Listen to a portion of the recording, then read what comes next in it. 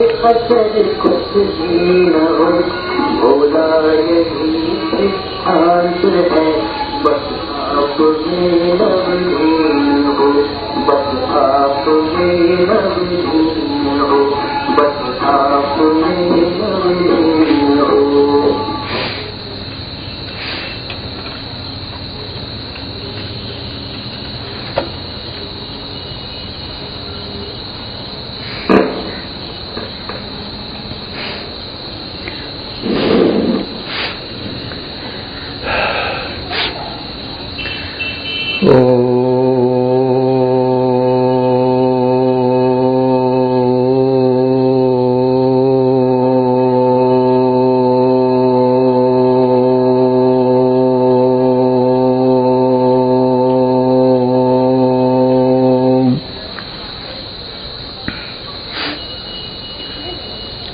चैतन्यं शाश्वतं शान्तं व्योमातीतं निरञ्जनं नादबिन्दुकलातीतं तस्मै श्रीगुरवे नमः।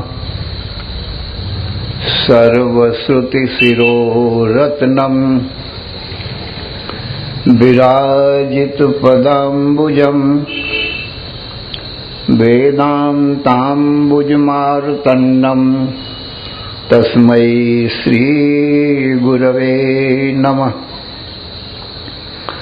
अज्ञानतिमिरान्धस्य ज्ञानाञ्जनशलाकया चक्षुः उन्मीलितं येन तस्मै श्रीगुरवे नमः। अखण्डानन्दबोधाय शिष्यसन्तापहारिणे सच्चिदानन्दरूपाय रामाय गुरवे नमः। अखण्डमण्डलाकारम् व्याप्तं येन चराचरं तत्पदं दर्शितं येन तस्मै श्रीगुरवे नमः। गुरुर्ब्रह्मा गुरुर्विष्णु गुरुर्देवो महेश्वरः गुरुः साक्षात् परं ब्रह्म तस्मै श्रीगुरवे नमः। न गुरोः अधिकं तत्त्वं न गुरोः अधिकं परं गुरोः परतरं नास्ति तस्मात् सम्पूज्यते गुरोः। ध्यानमूलं गुरोर्मूर्तिः पूजामूलं गुरोपदं मन्त्रमूलं गुरोर्वाक्यं मोक्षमूलं गुरोः कृपा। ॐ ब्रह्मानन्दं परमसुखदं केवलं ज्ञानमूर्तिं द्वन्द्वातीतं गगनसदृशं तत्त्वमस्यादिलक्ष्यम् एकं नित्यं विमलमचलं सर्वधी साक्षिभूतं भावातीतं त्रिगुणरहितं सद्गुरुं तं नमामि। ॐ नमो ब्रह्मादिभ्यो ब्रह्मविद्या संप्रदायकर्तृभ्यो वंश ऋषिभ्यो महद्भ्यो नमो गुरुभ्यः। सर्वोपप्लवरहितः प्रज्ञानघनः प्रत्यगर्थो ब्रह्मैवाहमस्मि।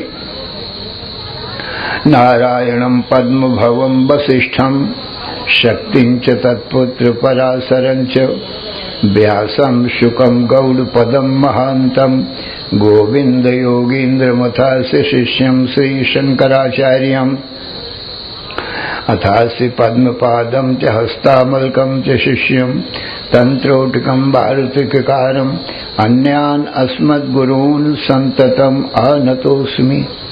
श्रुतिस्मृतिपुराणानाम् आलयं करुणालयं नमामि भगवत्पादं शङ्करं लोकशङ्करं शङ्करं शङ्कराचार्यं केशवं बादरायणं सूत्रभाष्यकृतौ वन्दे भगवन्तौ पुनः पुनः।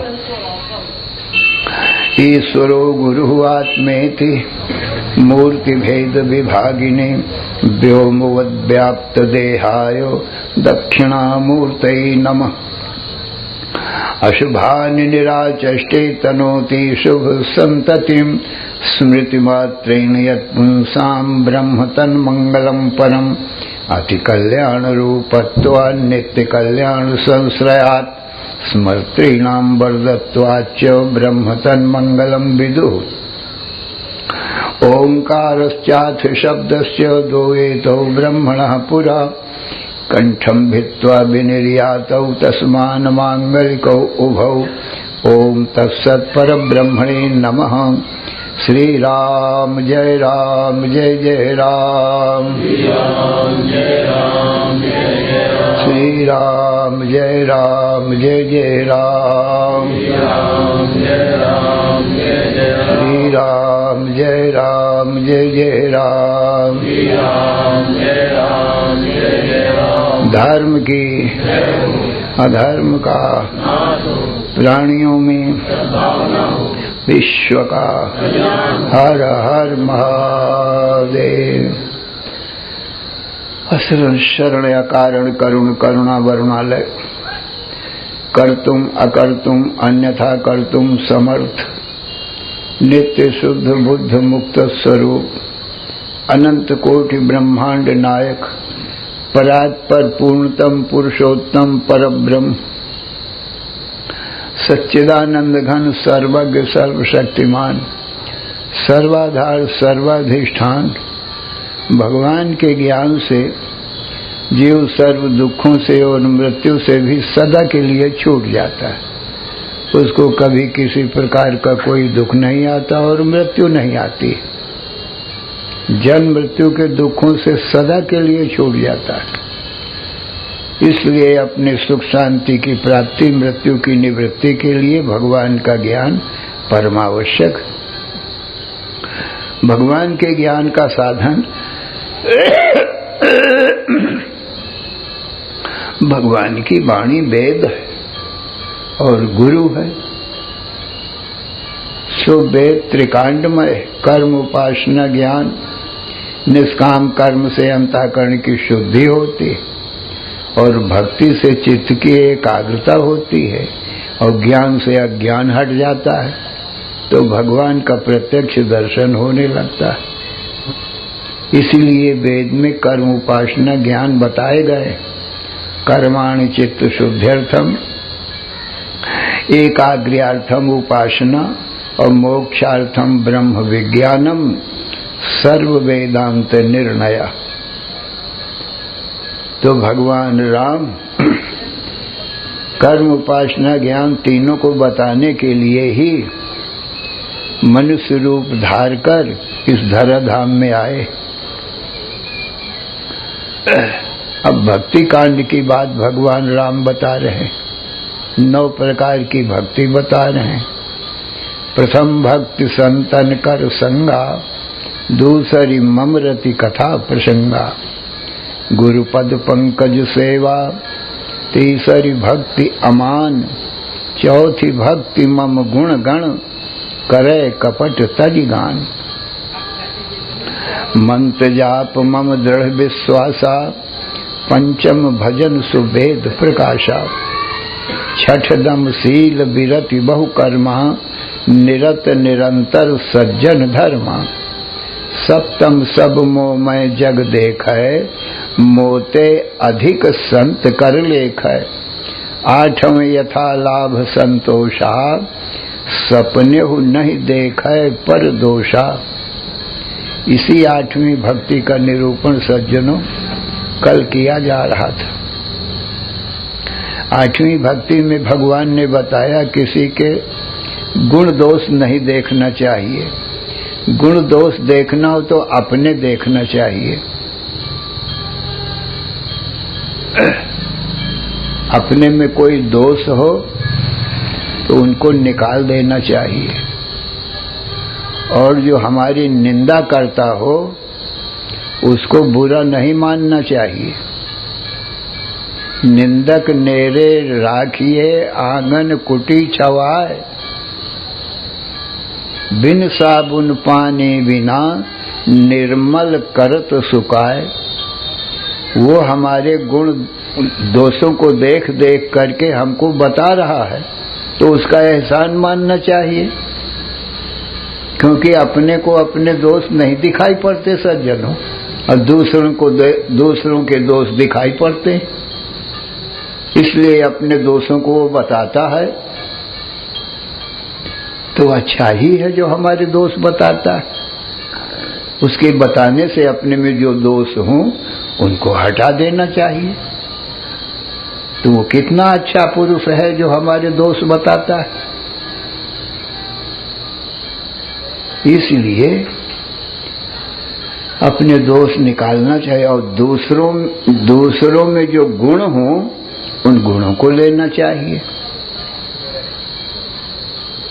इस प्रकार से भगवान 8वीं भक्ति में बताते हैं, किसी के दोष न देखो, गुण देखो, और दूसरों से गुण लो। अब अपने कोई दोष बताता हो उनको दोषों को हटाओ, बुरा मत मानो। फिर आगे चल करके भगवान ने ये भी कहा है कि गुण और दोष दोनों माया के किए हुए हैं, तो न गुण देखो न दोष देखो, तो क्या देखो? सब में भगवान का दर्शन करो। देवताओं में, दैत्यों में, मनुष्यों में, पशुओं में, पक्षियों में, सब में भगवान का दर्शन करो, उससे तुम्हारा कल्याण होगा। क्योंकि गुण और दोष दोनों माया के बनाए भाई, तो ये तो माया का ही दर्शन होगा यदि गुण दोष देखें तो। जहां तक हम देखते हैं, देखी सुनी गुनी मन माही, माया कृत परमार्थ नाही। ये सब माया का किया हुआ है जो कुछ दिखाई सुनाई पड़ता है। गो गोचर जहाँ लग मन जाई, सो सब माया जाने भाई। हे भाई लक्ष्मण, जहां तक मन बुद्धि जाए, इंद्रियां जाए, तहां तक ये सब माया जानना चाहिए। माया झूठी है, ये सबको माया जानो। इसलिए सब में भगवान का दर्शन करो। जैसे हर तरंगों में जल का दर्शन करना चाहिए, हर माटी के घड़े में और मकान में माटी का दर्शन करना चाहिए, क्योंकि माटी व्यापक है हर घट मठ में। इसी प्रकार चराचर जगत में भगवान व्यापक है, उनका दर्शन करो। अस्थि भांति प्रिय रूप से भगवान समाये। शरीर तो सब जड़ हैं, एकमात्र भगवान ही चेतन है, ज्ञान रूप है, दृष्टा रूप है। सब में देखो कि सबकी आंखों से जो देख रहा है वही ब्रह्म है। क्या हमारे शरीर में, क्या दूसरों के शरीर में देखने वाला ब्रह्म है? और जितने भी शरीर हैं वो सब माया के बनाए भय। शरीर सब जड़ हैं, अज्ञान रूप हैं। इन शरीरों को तो ज्ञान नहीं है सज्जनों कुछ, पर हम तुम तो अपने शरीरों को जानते हैं। हम तुम ज्ञान रूप है, ये ज्ञान रूप चेतन परमात्मा ही है, सब में बैठ के सबकी आंखों से देख रहा है। इसीलिए सब लोग एक स्वर से कहते हैं, अहम पश्यामि, मैं देखता हूं। क्या बालक हो चाहे वृद्ध हो, स्त्री हो चाहे पुरुष हो, हिंदू हो चाहे मुसलमान हो, चाहे देव हो चाहे दानव हो, सज्जनों सब लोग कहते हैं कि मैं देखता हूं। अपने देखने में सज्जनों किसी को भी संशय नहीं है। तो हमारा शरीर तो देखता नहीं है, शरीर के भीतर बैठे हुए हम ही देख रहे हैं। हमारी आंखें भी नहीं देखती हैं, किंतु आंखों से हम देखते हैं। और अपने रहने में भी संदेह नहीं किसी को। अहम अस्मि नवास्मि, मैं हूं कि नहीं हूं ये भी संदेह किसी को नहीं। और मैं देखता हूं कि नहीं देखता हूं ऐसा भी संदेह किसी को नहीं।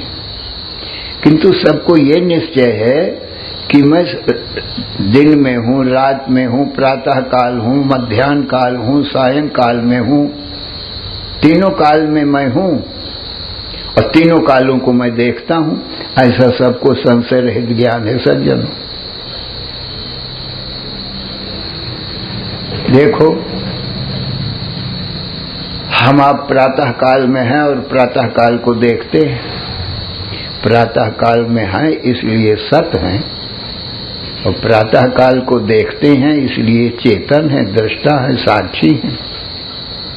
इसी प्रकार से हम मध्याह्न काल में हैं, ये सत रूप है हमारा, और मध्याह्न काल को देखते हैं ये हमारा तुम्हारा चेतन रूप है, ज्ञान रूप।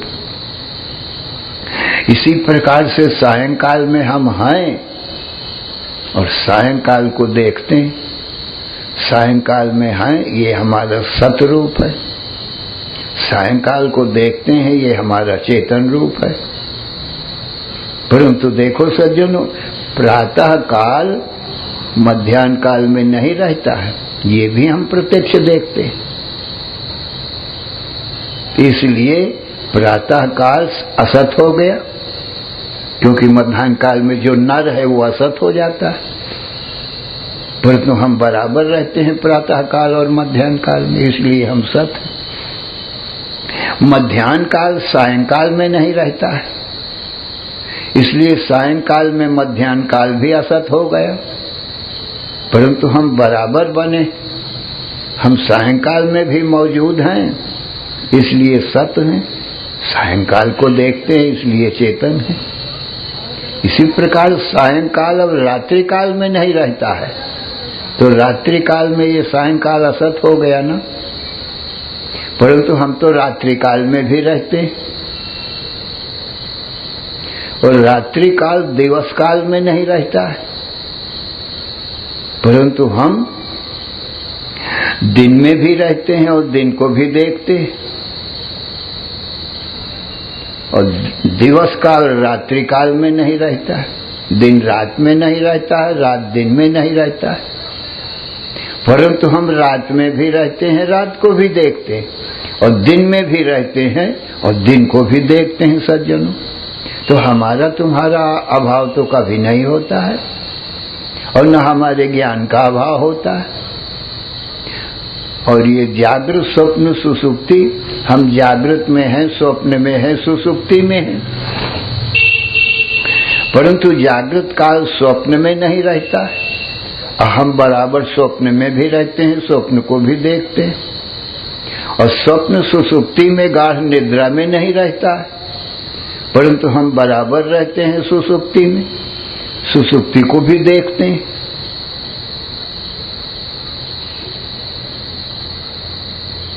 तीनों को हम देखते हैं और ये तीनों हमको नहीं देखते हैं, क्योंकि जागृत स्वप्न सुसुप्ति इतनी माया है, इनको ज्ञान नहीं है। कार्य कारण रूप माया, सुसुप्ति कारण है और जागृत स्वप्न कार्य, पर हम तो कार्य कारण से परे हैं ना, दृष्टा साक्षी हैं, आधार अधिष्ठान है ये माया के। जैसे रज्जु सर्प का आधार अधिष्ठान होता है, ऐसे ही जागृत स्वप्न सुसुप्ति सर्प के समान मिथ्या हैं और हम रज्जु के समान सत्य हैं। इसी प्रकार से सज्जनों मास वर्ष युग कल्प ये भी आते जाते रहते हैं और हम तो बराबर बने रहते हैं। हर मास में रहते हैं, चैत मास, बैसाख मास, जेठ मास में हम रहते हैं और इन महीनों को देखते भी हैं। परंतु चैत मास बैसाख में नहीं रहता और बैसाख मास ज्येष्ठ में नहीं रहता, ज्येष्ठ मास आषाढ़ मास में नहीं रहता, आषाढ़ सावन में नहीं रहता। सज्जनों, हमारा तुम्हारा कब अभाव होता है? कौन महीना है जिसमें हम नहीं रहते हैं, उस महीने को नहीं देखते हैं? हम बराबर रहते हैं और बराबर देखते हैं, और ये मास आते जाते रहते हैं, परंतु ये किसी को देखते भी नहीं है। ये जड़ है, अचेतन है। इसी प्रकार से माशाब्दी कल्पेशु गता गम्य सोनेकधा नोदेति नास्त मेत्ते का संविदेशा स्वयं प्रभा। कितने ही सज्जनों मास वर्ष युग कल्प बीत गए और आगे भी आएंगे, परंतु हमारा तुम्हारा अस्तित्व कभी भी समाप्त नहीं हुआ, न हमारा ज्ञान समाप्त हुआ। उदय अस्त रहित हमारा ज्ञान है। नहीं दृष्टु दृष्टेर विपरिलोपो विद्यते अविनाशित्वात्। हमारी तुम्हारी ज्ञान दृष्टि का कभी लोप नहीं होता है, क्योंकि अविनाशी दृष्टि। इसलिए सज्जनों, अपना अभाव किसी काल में नहीं अनुभव होता है। जागृत स्वप्न सुसुप्ति 24 घंटे में बदल जाती है। 24 घंटे की उम्र न तो जागृत की है, न स्वप्न की, न सुसुप्ति की। 24 घंटे में तीनों चक्कर लगा जाती हैं, परंतु हम तो ज्यों के त्यों ही रहते हैं। इसलिए हमारा तुम्हारा स्वरूप अविनाशी है और दृष्टा साक्षी चेतन है। ये है सज्जन, और ये सारा संसार गुण दोष में माया है सज्जनों। गुण भी माया के हैं और दोष भी माया के हैं, और देह इंद्री मन बुद्धि प्राण भी सब माया के बनाए भये। दृश्य मात्र माया है। दृग दृश्य द्वय रूपेस्ता परस्पर विलक्षणौ दृग ब्रह्म दृश्य मायेति सर्व वेदांत निर्णया। कहते हैं दृष्टा और दृश्य दो ही पदार्थ हैं, तीसरा संसार में कोई पदार्थ है ही नहीं। परस्पर विलक्षण हो, दोनों परस्पर में विरुद्ध स्वभाव वाले हैं। जो माया है वो असत है, जड़ है, दुख रूप है, और जो ब्रह्म है वो सच्चित आनंद रूप है। विरुद्ध स्वभाव है दोनों का। इन दोनों में दृग ब्रह्म दृश्य माया, माया दृष्टा ब्रह्म है और दृश्य माया है। तीसरा सज्जनों कोई है ही नहीं संसार में। आप खूब विचार करके देखो, चाहे जीवन भर विचार करो, दो ही पदार्थ मिलेंगे, दृष्टा और दृश्य। इन दोनों में दृष्टा ब्रह्म है और दृश्य माया है। अब अपने को विचार करो, हम दृष्टा हैं कि दृश्य हैं? तो सबको अनुभव है कि हम देखने वाले दृष्टा हैं, और हमारा शरीर दृश्य है। शरीर नहीं देखता किसी को, और हम शरीर के भीतर ही बैठे हैं और शरीर को देखते हैं, और ये दृष्टा सब में एक है। सब स्त्री पुरुष मनुष्य पशु पक्षी वृक्ष पर्वत सूर्य चंद्र ब्रह्मा विष्णु महेश देव दानव मानो सब में जो देखने वाला है वो एक ही है, दो है ही नहीं। इसीलिए सब लोग कहते हैं हम पश्यामी, मैं देखता हूं। और जो दृश्य है वो अनेक शरीर हैं। ये सब माया का खेल है। माया नाम झूठी चीज का है, जो दिखाई पड़े और होवे नहीं उसको माया कहते हैं। जैसे स्वप्न दिखाई पड़ता है पर होता नहीं है, वो झूठा ही होता है। जागो तो खत्म हो गया। रज्जु में सर्प दिखाई पड़ता है परंतु वो झूठा है, वो होता नहीं है। पुरुष की छाया दिखाई पड़ती है सज्जनों, परंतु छाया तो झूठी है, होती नहीं है कभी।